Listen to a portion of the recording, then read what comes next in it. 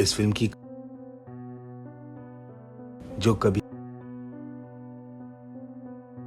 पहले से मौजूद कर वहां से माइलो को जेब से वही जिसके बाद माइकल माइलो पे खत्म और उन बैट से लो उसको जान से मारने माइकल के एयर चिमका था। वो अपनी बैट बहुत जख्मी और उसको मारता हुआ नहीं और फिर दोबारा उसको लेकर वो माइकल रहे होते हैं। लेकिन इस फिल्म की जो कभी उड़कर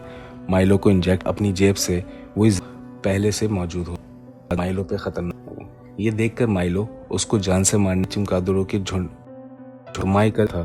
वो अपनी बैट और उसको मारता हुआ नहीं रहे होते हैं। लेकिन इस फिल्म की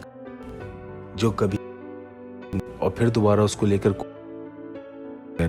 माइलो को इंजेक्ट उड़कर वहां से अपनी जेब वही और उन बैट्स ये देखकर माइलो पे खत्म मिलो उसको दड़ों के झुंड बहुत जख्मी तो माइकल पहले से मौजूद हो जो आकर माइकल के जिसके बाद माइकल रहे लेकिन मारता हुआ नहीं इस फिल्म की और फिर दोबारा उसको लेकर माइलो को इंजेक्ट जो कभी से वही उड़कर वहां से और उन बैट्स लो उसको जान से मारने चिमकादड़ों के झुंड बहुत जख्मी तो माइकल पे खत्म हो जाता है और दोनों हम लोग उस बिल्डिंग से को ढूंढने जिसके बाद माइक और उसको मारता हुआ नहीं वो होते हैं। लेकिन जिसके बाद माइकल वहां पहुंचता है लेकिन जिनमें से माइलो को इंजेक्ट जो कभी उड़ से वही था वो ये देखकर माइलो उसको जान से मारने और उन बैट्स माइलो पे खत्म हो जाता है और दोनों हवा से मौजूद हो माइलो को बिल्डिंग से कूद और उसको मारता हुआ नहीं वो लेकिन जिसके बाद माइक जो आकर माइक जिनमें से माइलो को इंजेक्ट उड़कर वहां से अपनी जेब से जो कभी देखकर माइलो उसको लेकिन जिसके बाद माइक और उन बैट्स जगह पे खत्म बहुत जख्मी तो माइकल पहले से मौजूद हो माइलो को ढूंढने और उसको मारता हुआ चिमकादड़ों के होते हैं। लेकिन जिसके और फिर दोबारा उसको लेकर जो आकर माइकल के जिनमें से उड़कर वहां से था वो अपनी बैट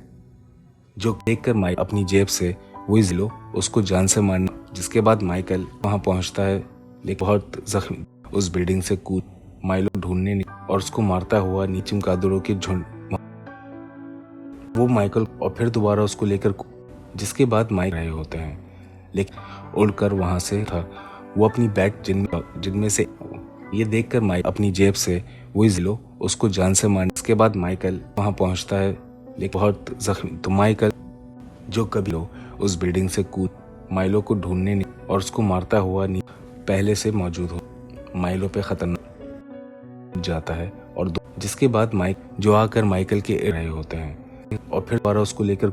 वो अपनी बैट जिनमें से ये देख अपनी जेब से वही जिसके बाद माइकल माइलो को इंजेक्ट उस बिल्डिंग से कूद माइलो को ढूंढने चिमकादड़ों के झुंड पहले से माइलो पे खत्म वो माइकल जिसके बाद माइक आता है और दोनों जो आकर उड़कर वहां से होते हैं। लेकिन वो अपनी बैट और फिर उसको मारता हुआ जिनमें से ये देखकर माइलो उसको जान से इस फिल्म की और उन बैट्स जिसके बाद माइकल बहुत तो माइकल जो कभी उस बिल्डिंग से कूद वही चिमकादड़ों के झुंड पहले से माइलो पे खत्म देखा वो माइकल तो इतने में वहां पे शिप के अंदर मौजूद बाकी के गार्ड्स भी आ जाते हैं जो माइकल को मारने के लिए मार्टिन को धक्का देकर गिरा देते हैं और मार्टिन सर पे चोट लग जाने की वजह से बेहोश हो जाती है। तभी माइकल उस रूम का शीशा तोड़ता हुआ रूम से बाहर आ जाता है तो सारे गार्ड्स उस पे गोलियां चलाते हैं लेकिन माइकल उनकी गोलियों से बचता हुआ बहुत तेजी से सबके ऊपर हमला करता है और जो उसके हाथ लगता है सबको मारना शुरू करता है। ये देखकर कुछ गार्ड्स वहाँ का दरवाजा बंद करके भाग जाते हैं तो माइकल वो दरवाजा तोड़कर उनके पीछे जाता है और एक एक करके वहां के हर गार्ड को मार डालता है। तो फिर दिखाते हैं कि कुछ देर बाद माइकल उसी शिप में बेहोश पड़ा हुआ था और जब उसको होश आता है तो वो वैम्पायर के रूप से वापस इंसानी रूप में आ जाता है। लेकिन वापस इंसान बनने के बाद वो पहले से बहुत ज्यादा बेहतर हो चुका होता है। उसके पैरों की माजूरी और उसकी जानलेवा बीमारी भी ठीक हो चुकी होती है, जिसके बाद वो वापस उसी एक्सपेरिमेंट रूम जाता है जहाँ डॉक्टर मार्टिन बेहोश पड़ी हुई थी। जाकर उसको देखता है और फिर वहाँ पुलिस को मदद के लिए बुलाकर उस शिप की सारी सीसीटीवी फुटेज डिलीट कर देता है और वो एक्सपेरिमेंट के बाद बनाया गया सीरम उठाकर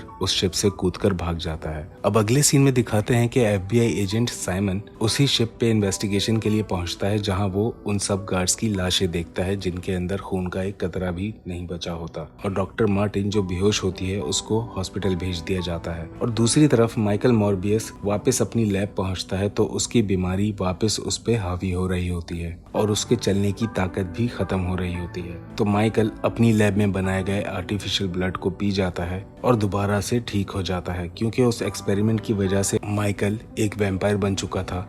और अब अपनी बीमारी को खत्म करने के लिए और जिंदा रहने के लिए उसको खून पीना जरूरी हो गया था। तो वो अपनी ताकत का अंदाजा लगाने की कोशिश करता है कि नकली खून पीने के बाद उसका असर सिर्फ 6 घंटे तक रहता है और उसका इंसानी वाइटल नॉर्मल इंसान से ज्यादा बेहतर काम करते हैं और उसको ऐसी ताकत मिलती है जैसे वो सुपर ह्यूमन हो। और इसके अलावा बैट यानी चमगादड़ों की एक अनोखी खूबी बैट रडार, जिसको एकोलोकेशन भी कहा जाता है, इस तरह की पावर्स भी माइकल के अंदर आ चुकी होती हैं। वो अपनी सारी ताकत और खून के असर खत्म होने के बाद अपनी बीमारी कंट्रोल करने की कोशिश करता है, लेकिन खून का असर खत्म होने के बाद दोबारा से उसकी हालत खराब होना शुरू हो जाती है और वो मौत के करीब चला जाता है। लेकिन तभी माइकल की लैब में उससे मिलने माइलो भी वहां आ जाता है, जो माइकल की हालत देखकर उसकी मदद करने बढ़ता है। तो माइकल उसको लैब से खून लाने का बोलता है, तो माइलो फौरन जाकर माइकल को खून लाकर दे देता है, जिसको पीने के बाद माइकल दोबारा ठीक हो जाता है और वापस अपने पैरों पे खड़ा हो जाता है। माइलो ये सब देखकर बहुत खुश होता है और माइकल को बोलता है कि तुम कामयाब हो गए और तुमने आखिरकार हमारी बीमारी के लिए सीरम इजाद कर ही लिया। फिर माइलो कहता है कि मुझे भी अब बस फौरन वो सीरम दो ताकि मैं भी अपनी इस बीमार जिंदगी से बच सकूं।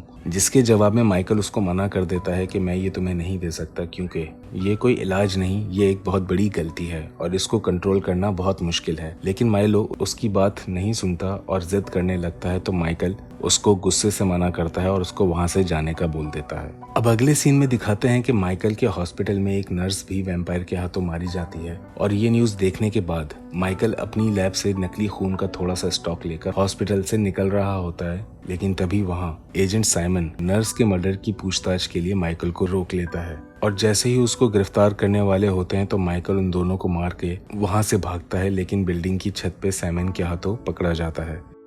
जिसके बाद उसको जेल में डाल दिया जाता है। तो जेल में माइकल से मिलने के लिए दोबारा माइलो वहां आता है और माइकल को बोलता है कि मैं तुम्हें यहाँ से निकाल लूंगा। फिर वहां से जाते हुए माइकल के लिए खून की एक बोतल और अपनी छड़ी भी छोड़ जाता है। माइकल जब वो छड़ी देखता है तो समझ जाता है कि हॉस्पिटल में उस नर्स को मारने वाला वैम्पायर वो खुद नहीं बल्कि वो माइलो था, जिसने उस नर्स का खून पीकर उसको मारा था। जिसका मतलब माइकल की लैब से माइलो वो सीरम चुरा कर खुद पे इंजेक्ट कर चुका होता है और वो खुद भी एक वैम्पायर बन चुका है। ये सब देखकर माइकल को बहुत गुस्सा आता है और वो खून पीकर उस जेल की दीवार तोड़ के वहां से भाग जाता है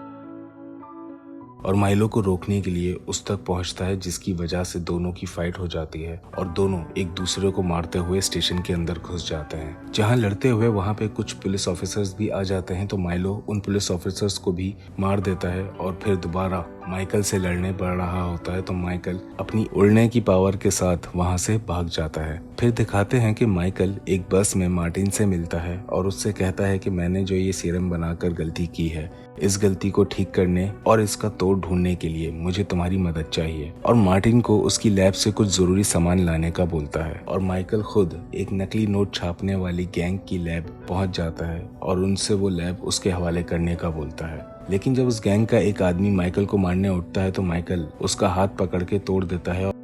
और उसको अपने वैम्पायर रूप की एक झलक दिखाकर डराकर भगा देता है और उसकी लैब को अपने काम के लिए इस्तेमाल करने लायक बनाता है। वहीं दूसरी तरफ मार्टिन माइकल की लैब से उसका मंगाया हुआ सामान लेने पहुंचती है, तो वहां माइलो पहले से मौजूद होता है और मार्टिन से कहता है कि मुझे माइकल की बहुत फिक्र है, अगर वो पुलिस के हाथों पकड़ा जाने से पहले मुझे मिल जाएगा तो मैं उसकी मदद कर सकूंगा। और मार्टिन से माइकल का पता बताने को बोलता है ताकि उसको ढूंढ सके। लेकिन मार्टिन उसको बोलती है कि मुझे नहीं पता कि माइकल कहाँ है। तो माइलो उस वक्त वहाँ से चला जाता है। फिर दिखाते हैं कि माइकल दूसरी लैब में माइलो को रोकने के लिए एक्सपेरिमेंट कर रहा होता है, क्योंकि माइलो के अंदर का मॉन्स्टर खून की प्यास बुझाने के लिए काफी सारे लोगों को मार चुका है। और जब एजेंट सैमन माइलो के हाथों मारे जाने वाले और लोगों की इन्वेस्टिगेशन कर रहा होता है तो वहाँ की एक सीसीटीवी से उसको पता चलता है कि ये खून डॉक्टर मॉर्बियस नहीं बल्कि कोई दूसरा वैम्पायर कर रहा है। वहीं लैब में माइकल वैम्पायर को खत्म करने वाला जहर बनाता है और उसको 2 इंजेक्शन में भर देता है, जिसमें से एक माइलो के लिए और एक खुद के लिए रखता है, क्योंकि उसको पता है कि कुछ टाइम बाद माइकल को मजबूर होकर इंसानों का खून पीना पड़ेगा, जो वो नहीं कर सकता। फिर दिखाते हैं कि माइलो माइकल को अपने पास बुलाने के लिए उसके सारे करीबी लोगों को मारना शुरू कर देता है, जिनमें से एक डॉक्टर निकोलस माइकल को फोन करके मदद के लिए बुलाता है। लेकिन माइकल जब तक वहां पहुंचता है तो डॉक्टर निकोलस भी मारा जाता है, जिसके बाद माइकल बहुत ज्यादा गुस्से में माइलो को ढूंढने निकलता है और उस तक पहुंच जाता है, जहां वो बहुत गुस्से में अपने खतरनाक वैम्पायर रूप में माइलो को मारने के लिए बढ़ता है। तो माइलो उस बिल्डिंग से कूद जाता है और दोनों हवा में एक दूसरे से फाइट कर रहे होते हैं। लेकिन माइलो, जो इंसानी खून पीने की वजह से ज्यादा ताकतवर था, वो माइकल को बहुत बुरी तरह मारता है और माइकल को काफी जख्मी कर देता है। और फिर दोबारा उसको लेकर कूद जाता है और उसको मारता हुआ नीचे गिरता है तो रोड तोड़ता हुआ उसके अंदर चला जाता है। तो माइकल, जो बहुत जख्मी हो चुका था, वो अपनी बैट पावर से वहाँ पे चिमगादड़ों के झुंड मंगवा लेता है, जो आकर माइकल के इर्द गिर्द घूमने लग जाते हैं। ये देखकर माइलो उसको जान से मारने के लिए भागना शुरू करता है। तो माइकल अपनी पावर और उन बैट्स के साथ माइलो पे खतरनाक वार करता है और उन सारे बैट्स को माइलो पे छोड़ देता है, जिसके बाद माइकल अपनी जेब से वही जहर वाला इंजेक्शन निकालकर माइलो को इंजेक्ट करके उसको मार देता है। और जब तक पुलिस वहां पहुंचती है तो माइकल उन सारे बैट्स के साथ उड़कर वहां से गायब हो जाता है। और यहाँ इस मूवी की कहानी खत्म होती है।